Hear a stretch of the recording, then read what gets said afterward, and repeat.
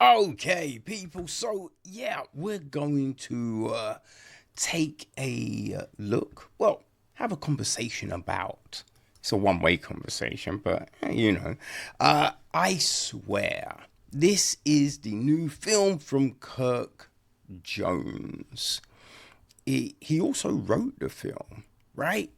It is produced also by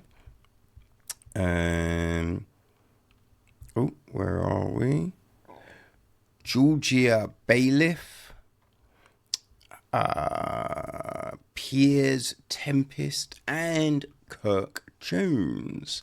It's executive produced by John Davidson, Cindy Jones, line production from Graham Mackenzie, and co-production from Lauren Cox.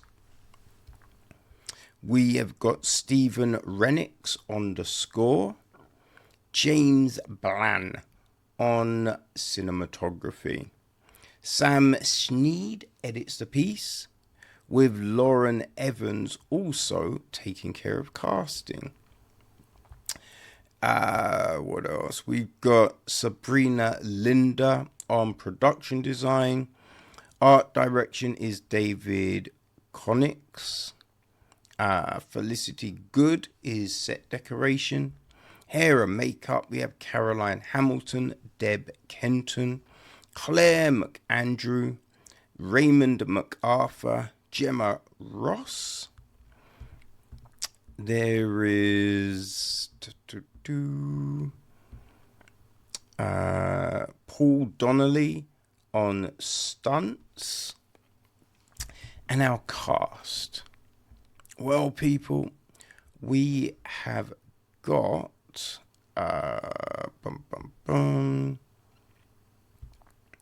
Robert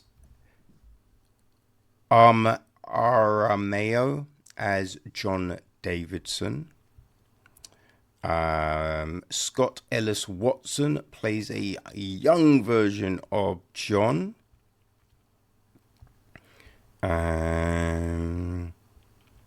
So make sure there's no other young ones. I think that should be it. Yeah.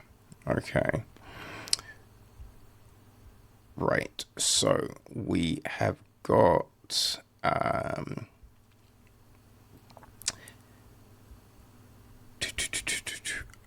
where's his mum? Shirley Henderson is his mother, Heather Davidson. Right, we have got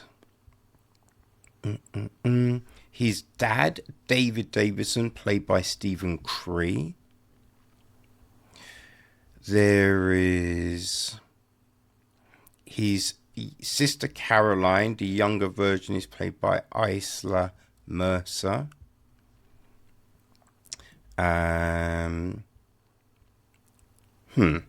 Where's the older version? For whatever reason, sometimes the listing on these things is a bit all over the place, people, which is very frustrating. Okay, that is very odd because we do not have the older Caroline listed. It's very weird. You know, that makes absolutely no sense. His other sister, Sharon, is played by Katrina MacArthur. We have got, obviously, right, we got to mention Dottie Achenbach, played by the great Maxine Peake. There's Tommy Trotter, played by Peter Mullen, and interestingly enough, Maxine and Peter were both in Trainspotting together. We've got Paul Donnelly as Billy Dean. Dr. Colin Hargraves is played by Douglas Rankine.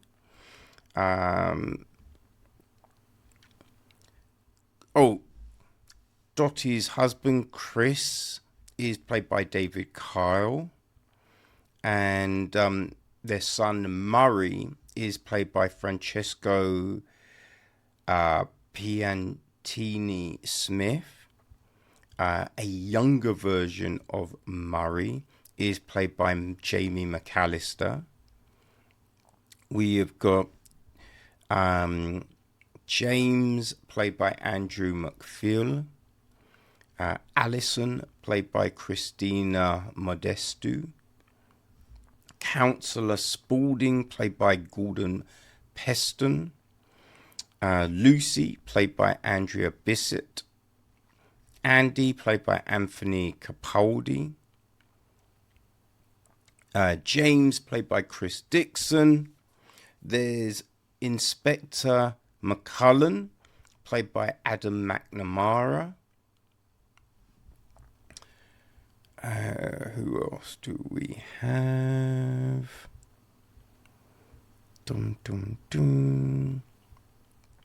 Mrs. Robinson, played by Lee McRae.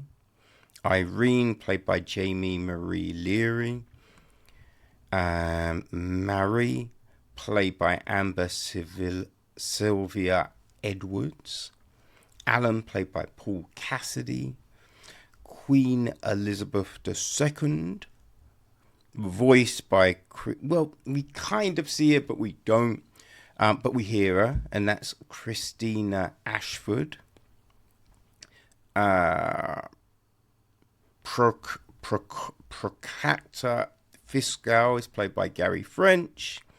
The defense agent, played by Thierry Mabonga. Karen, played by Ruth Min. The Queen Speaker, played by Gordon Morris. Oh,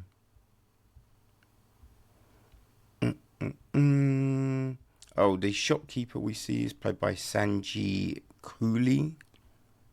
The woman on the train is played by Emma Hartley Miller.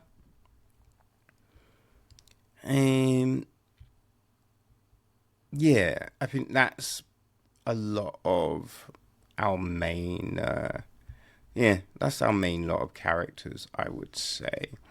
So, the gist of the film is John Davidson, diagnosed with Tourette Syndrome at a young age, which alienated him from his peers. He struggled with a condition few people had witnessed. And that is the big thing, right? So, back in the day, people, like a lot of things, people didn't understand what Tourette's was. Right now, it was, like hospitals had come across Tourette's for sure, but it just wasn't known with the general public. And at that time, it wasn't even listed as a disability, right? Which is so crazy, It's like, why, as Tommy said, why would anyone want to fake something that is potentially alienating them from other people? You know what I mean? It's bonkers, absolutely bonkers. So the film starts off in 2019. Yeah, 2019. And we have John, he's all set to get an MBE, but he's, anxious that he, swears at the Queen, and just all of these things, right? So then we jump back to 1989, and we got a young John. I think he's 13, right? Or he might be older at this point. He might be younger, I should say, because he's doing a paper round and he's just about to go to secondary school.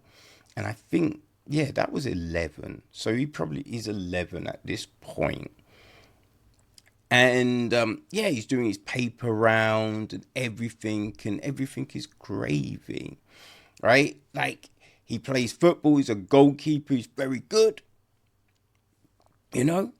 Um, yeah, no, I say 11. Yeah, no, he's 13 a bit later, obviously, right? So yeah, he's a goalkeeper and everything is fine. Like, we see him with his mum and his dad and his family, and it's all good. Like, his mum is very precise, right? Like, John, don't put your elbows on the table. Look, we don't use that language at the table. That kind of person. Like, not like hateful or anything, but, kind of tightly wound. His dad is, like, oh yeah, I'll come and watch you play football, son, and all of this, right? But can fly off the handle a little, you know what I mean? And he's at school. So he's just, he's started school and he's reading out to the class, right? And he starts school and everything, again, is fine. His friend Murray is in his class. And, in one lesson, he has to read something out. And that's when all of a sudden he starts to kind of twitch. And, then he starts to say stuff, right? And his Tourette's suddenly kicks in. I know about Tourette's, right? I didn't know it can just kick in like that. You know what I mean? But it kind of makes sense, So you don't have babies born with Tourette's, as far as I'm aware, right? You know what I mean? And you wouldn't even know. It's like, goo gaga. Like, it's not going to go, goo gaga, fuck you. You know what I mean? So, yeah, it makes sense when you think about it, right? But, obviously, the school is just outraged. Teacher sends him to the head. There's no sort of understanding. Nothing. And that, people, yeah, back in 89, it was all, messy, right? People didn't want to show a level of empathy at all, I think, teachers, a lot of times they hate their jobs, and so they will take it out on the students. And we were seeing that. So everything is just, it's getting messy. It's getting messy for John. And, like, it all flares up because, now it's kicked in. It's affecting him in a football game, right? And so his dad flies off the handle. He's like and the thing with Tourette's, the more stressed you are, the worse it gets. So you've got your dad shouting at you, you're twitching, your mum's like, why are you doing this at the table, John? Stop messing around, And so it's just, can't control it. Right, so you have that. There's another incident at school, and it's just unbearable for him. Which is, not good. So there is this defining incident that happens, and then we jump forward in time. Now, like, what happens, screen goes back and writing across. I thought it said years, but come to think, like, there's something else in the film that then makes me go, oh, towards the end of the film. So I feel it must have been months, but it just wasn't clear. I'm not sure, but we jump forward in time. And, yeah, like just more things happen, more things happen, but there's fractions at home, and John, he's out with his mum shopping, and he bumps into Murray, right? He's just back from Australia. He invites him round. They go for a walk, and he goes to Murray's house, and his mum invites him in. And that, thankfully, is the start where things start to kind of turn around for John. And this film, man, it's like, so I'm always at the cinema, people, that. And, I try and avoid trailers, but sometimes, you arrive and there's 5 minutes of trailers left. So I've seen snippets of this.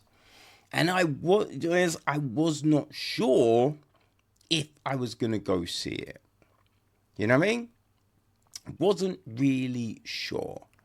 Because it's like, the trailer, it just made it feel like it's going to be one of them films that was just going to be so depressing. You know what I mean? So fucking depressing. And also, a lot of times with these kind of biographical films, it's played in a way where, like the person they're covering is just so good and, righteous, and it gets a little bit much. But because the Odeon was having one of these screen unseen things, I go along and it turned out to be this. So I'm just like, okay. And watching this film, there is an awful lot of heart here. Awful lot of heart here. Like, it is extremely well played by our cast. Really is. Right? Like, John is really played well by Robert. Right? Robert Aramayo. Who is Eddard Stark in Game of Thrones. Like I'm watching it and I'm thinking, I swear I know this dude from somewhere. And that's it, Game of Thrones. And it's also like his mum, because I'm just like, I know her. And she was Jude in Bridget Jones, So, yeah, like the cast is tremendous. Like John being able to portray the body movements and everything, but do it in a way where it doesn't come across as comical, right? Where it is actually this affliction, this thing that is haunting John. Like, he does a really, really good job of that. And like when he, has an outburst and says something, like spunk for milk and all of this stuff, like then the look of, the mortification on his face, Robert just nails these things, right? Shirley Henderson as his mum Heather is really good. So as I said, there's this kind of stoicism, this kind of uptight nature, and she's like, the way she talks to John comes off as very blunt and cold, but you can see that she does love him, but she just doesn't really have a clue of what to do. Doesn't know what to do, how to help him. We have everything going on at home, and she just is overwhelmed Yes, overwhelmed. I was going to say underwhelmed, but that's not the right word. She's overwhelmed. I will say the fracture stuff at home does kind of come a little out of the blue, right? It does feel like all of a sudden, boom, suddenly there's this thing. But that's probably one of the only down points on the film, to be honest. I mean, there are some bits that do seem a bit kind of, oh, that's convenient. Like when he steps in the hall to get the MBE, right? That whole bit does, you are like, was that really said? You know what I mean? But as I said, other than those things, yeah, there is a lot of heart and soul to this. And yeah, there are these moments where it is, that whole film that it would be very sad. Like there are definitely these moments that are so heart rendering, right? So sad. And you're just like, oh, fucking hell. God damn it. You know what I mean? And you're just like, come on, man. Something good has to happen. This is too much. This is too much. You know what I mean? Like you do feel that you just feel all of this stuff, and it's just happening to John, and it's just, oh man, come on. But also, you understand that it definitely was not going to be a bed of roses back then. You know? I think you just think, even now, there's going to be a lot of shit someone with Tourette's will face. But people know what it is. You know what I mean? So, like, at school, it shouldn't be as much of an issue. And if it is, that shit's going to get sorted out straight away. You know what I mean? Like, if you went to the hospital, they would know straight away. Right? The police, just all of these things. I think it just wouldn't be what John had to go through and anyone else back in 89, early 90s. You know? So, yeah, you definitely feel, but then there are just these heartwarming moments as well, where you're just like, oh man, that's so good, right? Oh, that's great that happened. And yeah, you just feel it. Like, as I said, the cast is really friggin' good. They do a fantastic job. So yeah, it just brings it to life, you know? And yeah, what could have been this just middling kind of thing, like, we really do get a story with heart. At the end, we see some like actual footage of John, you know? So you do see that the likenesses are pretty close. You know what I mean? Like with John and Dottie, and yeah, it is pretty close, which is good. Because sometimes, you know what I mean, you're just like, yo, that's nothing like them. What are we doing? You know, so that's pretty good. You know what I mean? Yeah, Kirk did a great job. You know, so, as I say, sometimes the script, there are a couple of scenes, a few scenes where it does seem a little convenient with what's said and stuff like that. But other than that, Kirk has done a great job, which is, because his last film was 2016. So it's nearly 10 years gap. And there's oftentimes a gap in between his films, but this is the biggest. So, he came from, and I think that was My Big Fat Wedding 2. So he came from that, which I think it was a commercial success, but it wasn't as loved as the first film. But yeah, came from that to this, and it's a great film as a comeback, as it were. So yeah, people, I swear, I feel it's definitely worth seeing, right? Just, it just gives you that reminder of what it was like, right? And we should really be accepting of people, right? No matter of like, an ailment, a disability, anything, because, that doesn't define who they are.